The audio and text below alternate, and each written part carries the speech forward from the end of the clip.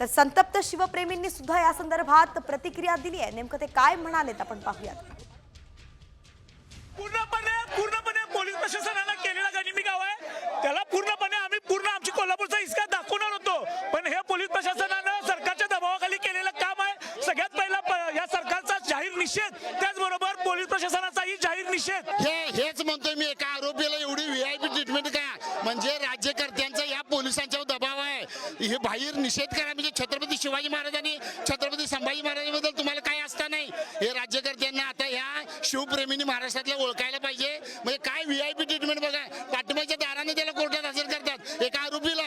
हेच अपयश आहे राज्यकर्त्यांचं, मी एवढंच म्हणेन. कोल्हटकरला आता यांनी सरकारचा तो जावई आहे काय, सरकारचा जावई असल्यासारखा त्याला पाठिंबाच्या दारानं पोलीस प्रशासनाने नेले. हे सरकारचं षडयंत्र आहे.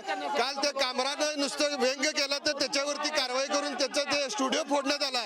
पण आज कोल्हटकर छत्रपतींचा अपमान ज्यानं केला त्याला ही व्हीआयपी ट्रीटमेंट दिली. हे या महाराष्ट्र शासनाचं अपयश आहे.